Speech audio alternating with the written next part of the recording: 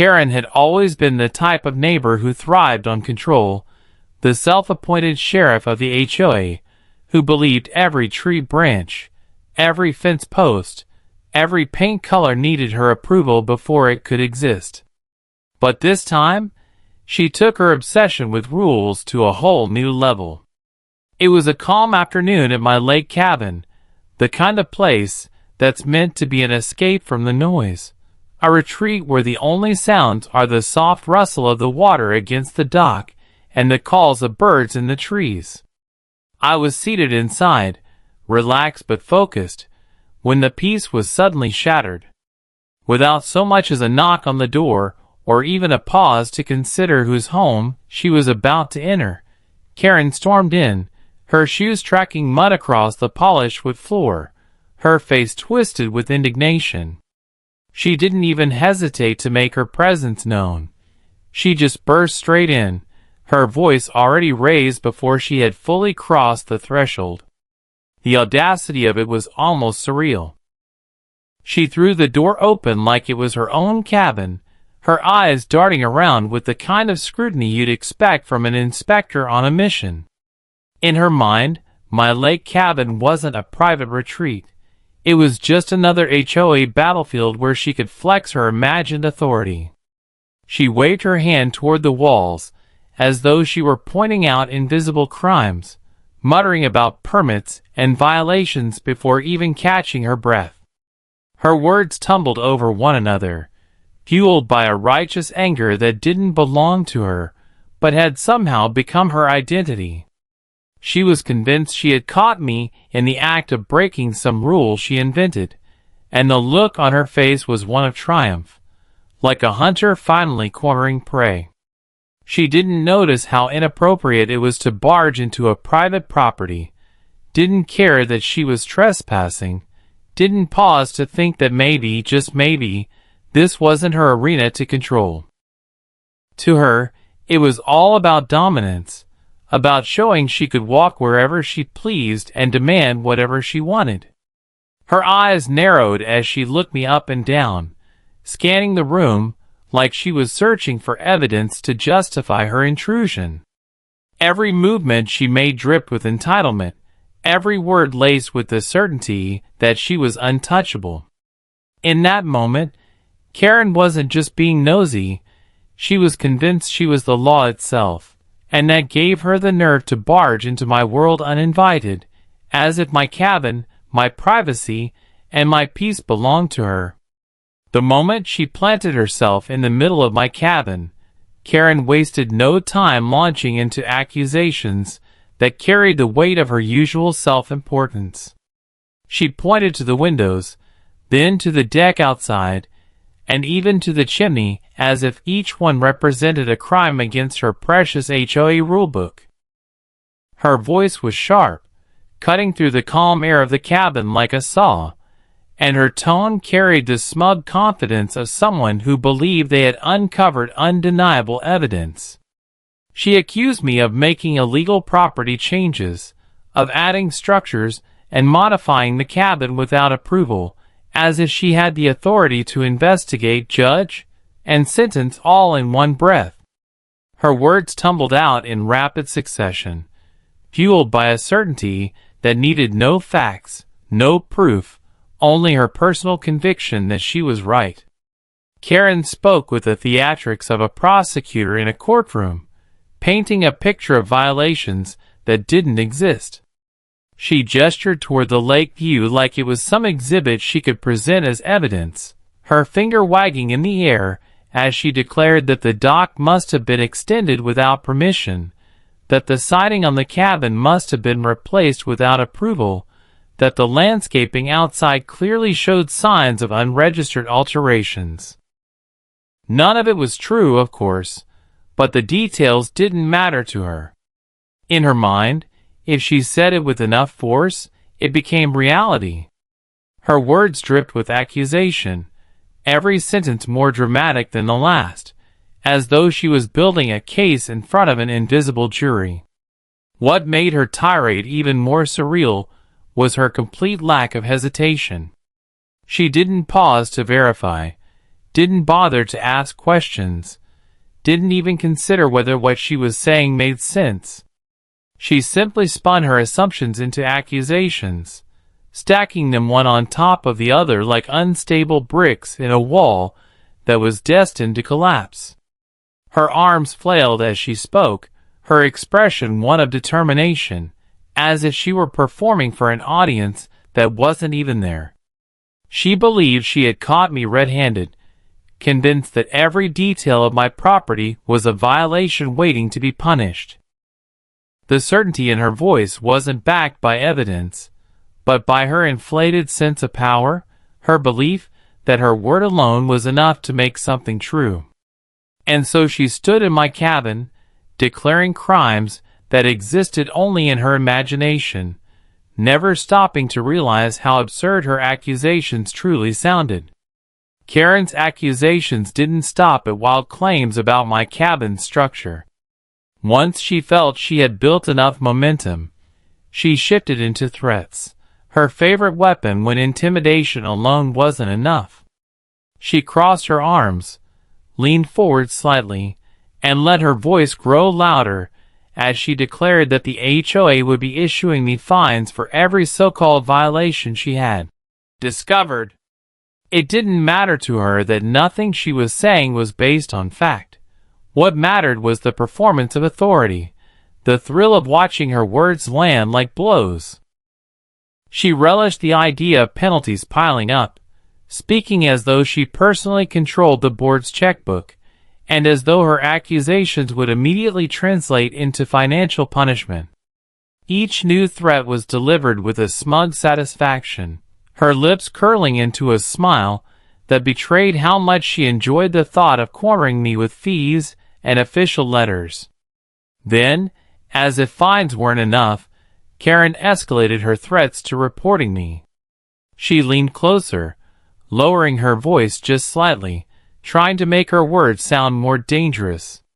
She promised that she would be taking everything she had seen directly to the HOA board, claiming that they would have no choice but to take serious action.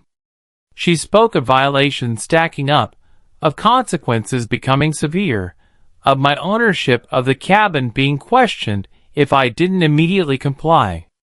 Her tone dripped with glee as she painted herself as the enforcer, the gatekeeper standing between me and disaster. She enjoyed the power she thought she wielded, imagining herself as both judge and executioner, deciding which rules I had broken and how steep the punishment should be. The way she rattled off imagined consequences was more than just obsessive, it was almost theatrical.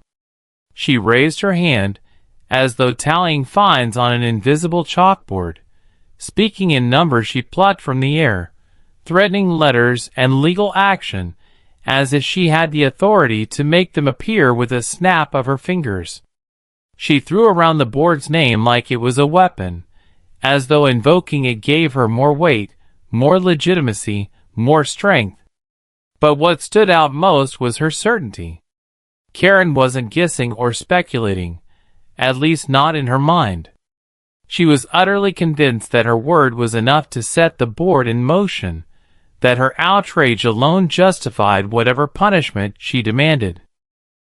And so she stood there, fully committed to the belief that she could find me, report me, and drag me before the HOA board, all without a shred of evidence to back her up.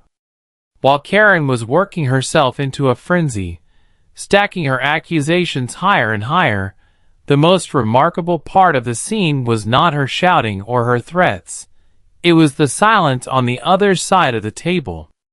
The state attorney general sat there, calm and composed, hands folded neatly, listening to every single word that spilled from her mouth. He hadn't moved since she barged in, hadn't interrupted, hadn't even raised an eyebrow. But there was a sharpness in his eyes that made it clear he was absorbing every detail. His posture was steady, his presence commanding without needing to say a thing. He allowed her to continue her tirade uninterrupted, his gaze shifting occasionally from her to me, but mostly fixed on her with the quiet intensity of someone who understood exactly what was happening and was waiting for the right moment to respond. The air inside the cabin grew thick as Karen carried on, completely unaware of who she was addressing with her reckless words. She mistook his silence for indifference, or perhaps compliance, and that only fueled her arrogance further. She waved her arms dramatically, declaring rules and punishments as though she was speaking law, while the actual highest legal authority in the state sat just a few feet away, observing. There was a certain weight in the room, a pressure that came from knowing how drastically the balance of power was tilted without her realizing it. Every empty threat she issued, every baseless claim she shouted, was being recorded in his memory like testimony at a trial. His expression didn't waver, but there was something in the set of his jaw, the slight narrowing of his eyes, that hinted at the judgment forming behind them. He didn't need to interrupt her or cut her off. He understood the value of letting her reveal herself fully. With each passing moment, she gave him more evidence of her entitlement, more proof of her disregard for boundaries, more reasons why her authority was a performance and not reality. The more she talked, the deeper she buried herself, and the Attorney General knew it. His silence was not passive.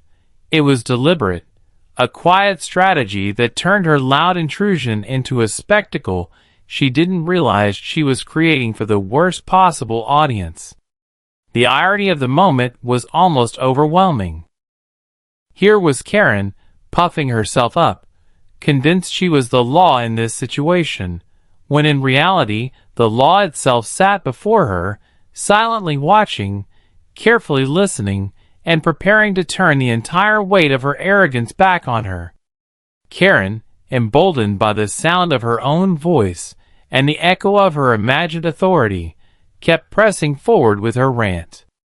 She paced a few steps, her shoes tapping against the wooden floor, her hands slicing through the air, as if every gesture could carve her accusations deeper into the room. She had no idea that her performance had an audience far more powerful than she could comprehend. Instead, she mistook the Attorney General's silence as disinterest, perhaps even intimidation, and that misunderstanding only encouraged her to go further. She raised her tone, declared that people like me were exactly the problem with neighborhoods like this, and claimed she would not rest until I was punished for undermining the integrity of the HOA. Her voice swelled with confidence, her words tumbling out like a storm she no longer controlled, spilling every ounce of arrogance she carried. The more she ranted, the more dramatic she became. She leaned across the table, pointing her finger dangerously close to my face, spitting out accusations with a rhythm that suggested she believed she was delivering a closing argument. She mentioned bylaws she had clearly never read, threatened consequences that didn't exist, and painted herself as a guardian of the community, the last line of defense against reckless cabin owners like me. She didn't pause to breathe, didn't allow for a moment of reflection, because in her mind, hesitation would weaken the authority she was desperate to project.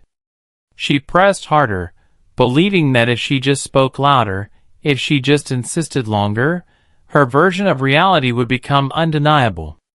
The Attorney General, however, still hadn't moved, and that detail escaped her completely.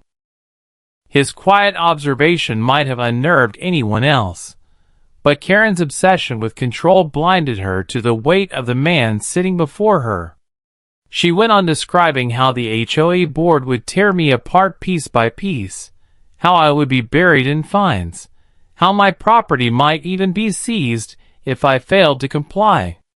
Each new threat was more absurd than the last, but she delivered them with the conviction of someone who thought she held the world in her hands. Her tirade became almost feverish, a performance for an audience she didn't know she had, and in the process, she revealed the full depth of her arrogance, her ignorance, and her absolute certainty that she was the most powerful person in the room. The moment finally came when Karen's confidence hit its peak, when she believed she had secured total dominance over the situation. Her voice filled the cabin, her fingers still jabbing at the air as she listed punishments she was certain would bring me to my knees. That was when I leaned back slightly, let the tension hang for a beat, and casually introduced her to the man she had been ignoring the entire time. I told her who he was, not just a visitor, not just a witness, but the state attorney general himself. The words seemed to freeze in the air between us, and for the first time since she barged in, Karen faltered. Her rant cut off mid-sentence, her mouth hanging open as she processed what she had just heard. The shift in her face was immediate, the smug certainty draining from her expression and being replaced by something much closer to panic. She turned her head slowly toward him, and in that instant, the arrogance that had fueled her entire tirade cracked. The Attorney General, calm as ever, finally lifted his voice. It wasn't loud, it wasn't angry, but it carried a weight that filled the room in a way her shouting never could. He addressed her directly, his words deliberate, measured, and impossible to dismiss. He asked her why she thought it was acceptable to trespass into a private cabin, why she believed she had the authority to invent rules, and why she presumed her actions carried more power than the actual law. His voice was steady, his tone authoritative, and each question was a hammer blow that stripped away another layer of her false confidence. Karen stammered as she tried to recover, her eyes darting between him and me, her hands fumbling as though she might somehow wave the situation away. But there was no room left for her bluster. Every excuse she attempted collapsed under the weight of his calm interrogation. The silence that had once encouraged her now worked against her, pressing down on her until even her usual stubbornness couldn't mask the fear that had settled in. She had spent the last several minutes declaring herself the law, and now the actual law sat before her, dissecting her arrogance with nothing more than pointed words. The transformation in her demeanor was stark. Her volume dropped, her shoulders hunched, and her bravado melted into the nervous realization that she had stepped into a fight she couldn't possibly win.